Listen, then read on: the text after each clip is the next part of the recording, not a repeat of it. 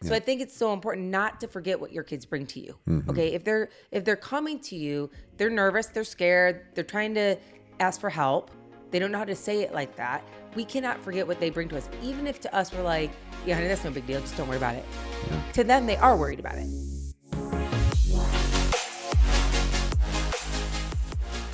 Hello, everyone. We are Greg and Jacquie Francis, and welcome to High Performance Parenting, where our passionate goal is to encourage you to raise champion children in a crazy world. Every week, we will bring you multiple episodes from our extensive experience of raising our six happy, healthy, successful, godly kids who are confidently equipped to win big in life. We deeply believe that any parent who is provided with the right knowledge and continual support can raise amazing kids. And when they do, all of our futures get better. If raising up future generations of absolute champions matters to you as much as it does to us, here's how you can contribute. Like and share this podcast with everyone you know. And together, let's embrace this journey of raising champion kids in a crazy world. Hello, my love. Welcome back to our podcast. So good to see you right now. So good to see you. That's a new intro. Well, I'm excited to talk to you today. Okay. We have some very good topics. We are back to school. I know. I can hardly believe it, actually. It's like every parent, right? Like the sun and the fun is over. Time to move on to some structure and some school. Yeah. It's nice, but it's also, like it's an adjustment again. It is. And honestly, I've seen a lot of moms even posting that is, of course, we're so excited for our kids in the new school year, but it's another year. I mean, like some moms are sending their kids to school for the very first time ever, going into kindergarten, first grade, whatever it may be. And then some, it's their last senior year. And there's that emotion of, and some are moving from middle school to high school. And it is hard in a good way, but it's change. It is change. By the way, speaking of school, why can't you work in an orange juice factory during school hours? I don't know. Because you can't concentrate. Oh my. I want to know, can some people let us know what their favorite joke that you've ever done? Can they send in? I mean, there's too many. Let's get honest. That's okay. like an impossible task. Oh. All right, so let's talk. Okay. Back to serious talk. Yeah. So here's a great topic. There's so many people sending their kids back to school, and there is this change. Mm-hmm. And so now, I know for us, we've been figuring out how to make sure we're doing this. But what are some tips for our audience out there about how to guard your home's atmosphere, with all of this potential school stressors and influences and everything else? What are some key tips? I mean, I think prep work is so hard, at times, but it's so needed in the same way. And so, one of our philosophies are definitely preparing our kids, communicating with our kids, preparing them ahead of time as much as possible. Give me some examples. Well, I mean, for us and for me, a lot of times, I start preparing them ahead of time as far as, hey, school's coming up. Let's remember when we're there, what kind of energy do we want to be? What kind of light do we want to be? How do we want to have our standards continue? And we start talking a lot about what it's like, again, to get in the environments around people we haven't been around, with the pressures, with the teachers, with the friend group. Right. How do we remind ourselves every single day, what is the Francis standard? How are we going to walk into a classroom? How are we going to walk into our sports environment? How are we going to walk into whatever it is we're doing and remind ourselves that, we don't want to succumb to all the pressure of what everybody else is doing. We want to keep the standards of our house. So prep talk for me is very important. Making sure I remind the kids of that ahead of time, going over it with them, going over scenarios with them. Right. Hey, let's remember last year this situation happened. How would you handle it again this year? You know what I mean? Hey guys, can you think of a few things that might be coming into the next season? How would you handle that in front of people? How would you respond to this? And we start doing kind of like prep talk about that. So when do you have these conversations? I mean, I've been having them for the last 2 weeks, I would say. I know, but is it at night? Is it during the day? I mean, for me personally, a lot of it is just that one-on-one quality time when I get with the kids. So it could be in the car ride on the way to go do something. It could literally be, hey, they're finishing up some chores at home. And I'm like, hey guys, let's talk for 15 minutes real quick. It's not like a drawn out an hour and a half conversation. They're quick 15 to 20 minute conversations so that we can talk about it, move on, and they can remember them. Sure. So I would say for me personally, it's at breakfast time with the kids. It's maybe when we're having dinner. Hey guys, I just want to remind everybody, tonight we're going to go over a couple things for school. Type thing. And so I kind of am weaving it in every opportunity I can the last 2 weeks. Yeah, it's, it just goes again, which is one of our core foundations of our parenting, which is just intentionality. Yeah. And so we have to do all this stuff in our life like everybody else does. We have a very busy life just like everybody else does. But, we have to, there's going to be breakfast made. Correct. So instead of just making breakfast and zoning out or, whatever, having TV on in the background or whatever you could be doing that's not really that productive, like have all that stuff turned off. Don't let any kid having that kind of stuff on. Right. And you start the conversations. You don't wait for them to start these conversations. You get it going. Then you listen to them. But that's 15, 20 minutes of breakfast. Or if you are going to go run an errand, Correct. which we have to do daily, right? Maybe sometimes you bring 3 kids at once because you want to have the conversation with them that you think all 3 should hear, and it helps you fold time a little bit, right? Yeah, and a lot of times when there's conversations and I'll find myself starting to go down, a teaching moment with the kids, and then it's not, and there'll only be maybe 2 kids there. And then I'll be like, actually, you know what? Can you get everybody?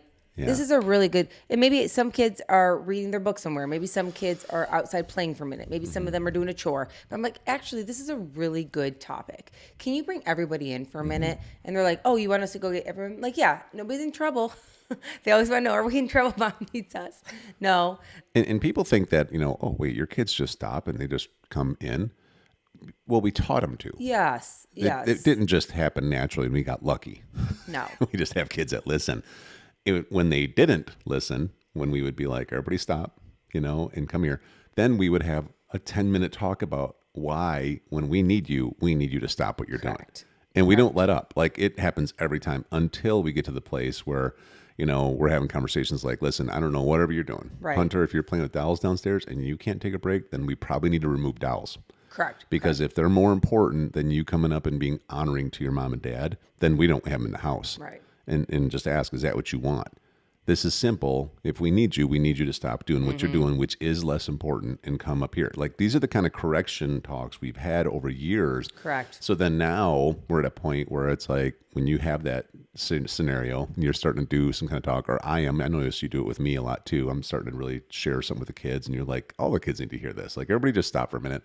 Come up here. Dad's talking about something. This is important. I want you to hear this. And I want to reiterate, it seems easy for like a 6-year-old to do that, like the doll conversation, but we have high schoolers. I mean, junior hires. And sometimes people ask like, so your junior hires just stop what they're doing? And I'm like, yes, I've taught them through the years that just like you said, it started with dolls, but now they could be doing something else. I mean, they could be on a conversation with their friends, or they could be, I don't know what they're all doing all the time, Tim saying, but they could be working on something. Yeah. And I'm like, no, actually, everyone needs to stop. I don't know what you're doing right now. If you're on a conversation with your friend, let them know you're going to have to call them back. If you're, whatever. Yeah, they could be reading a book. They could be, playing sim golf in the garage. They could be watching a movie or whatever the case. No, the movie can pause it. Actually, this is a really good moment. I need everybody up here for a minute. Yeah.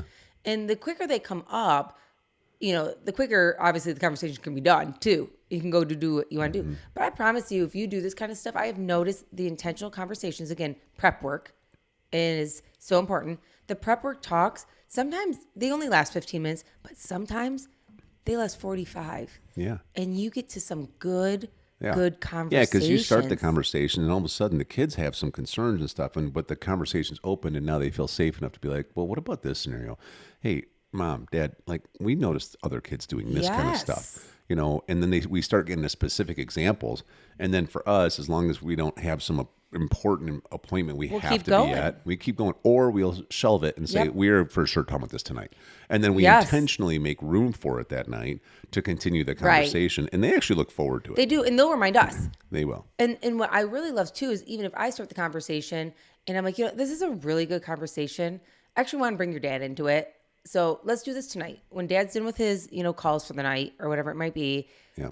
I'm going to ask him if we can do just 30 minutes of connect time because I actually want his opinion on this. Right.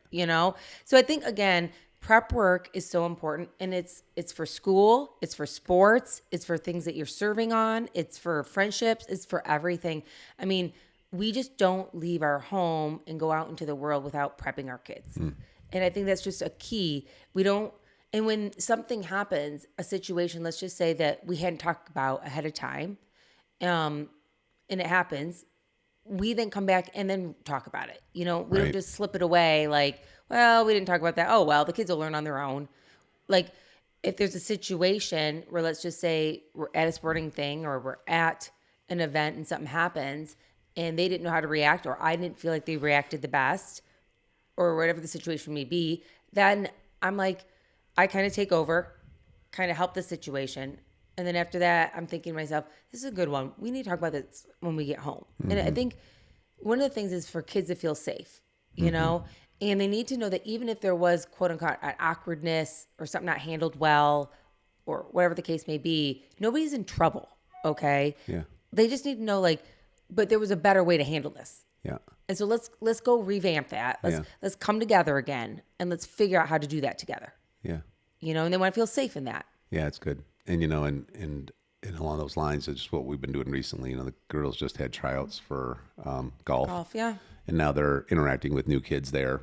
And so I'm hearing these conversations come up about, because, they're in their junior year now.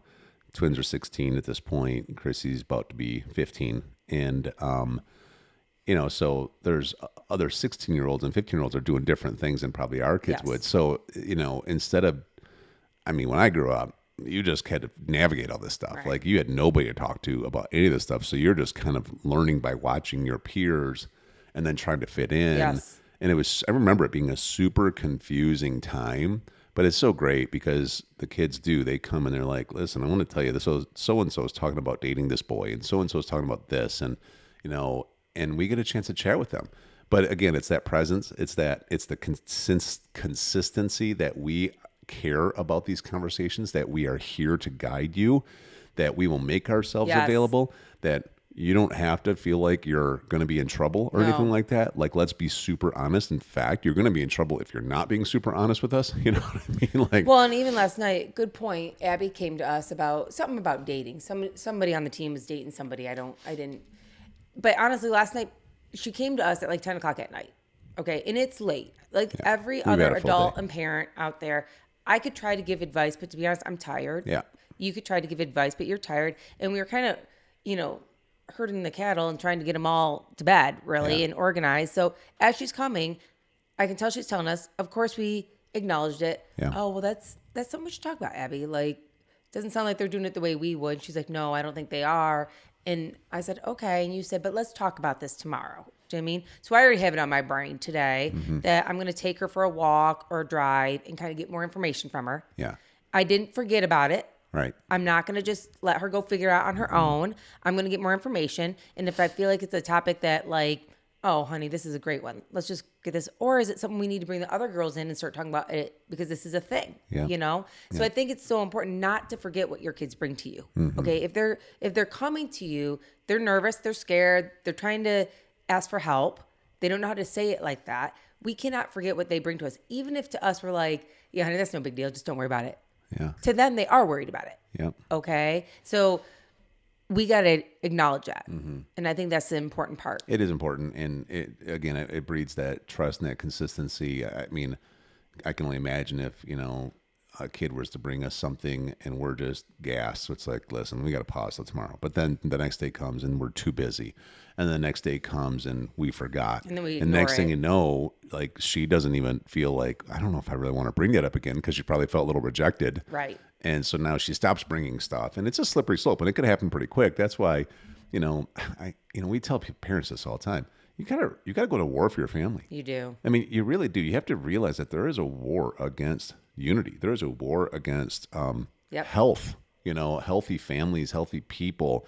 The world is a fallen world, and so there is constant pressure to try to pull our amazing kids, all of our amazing kids out there in the world, from who they're supposed to be. Mm-hmm. And so as parents, we have to be the generals. We have to go out there and we have to be in the front lines, and we have to be intentional enough. And, you know, I have to use a calendar, like, because I do have like so many different things that get on my brain. And so if there's a conversation I know I need to have with Jerus and I'm pausing it until tomorrow, like, I have to put it in my calendar to make sure to talk to Jerus about this, you know, and I don't feel bad about that. Like, it doesn't mean that I'm not present. It just means that I know how to stay present, right? Yeah, actually, let's talk more about that in the next one, because organizing yourself with notes for your kids is one of the best ways to show them that they are a priority. Yeah. That's good. Yeah, that is really good. So you're pretty cute, by the way. Thanks. And I know you think I'm funny. You're the best dad by par. That's the shirt right here. My favorite shirt Hunter got me. Hey everyone, thanks for listening and thanks for your love and support. We hope that today's episode added tremendous value to you and your family.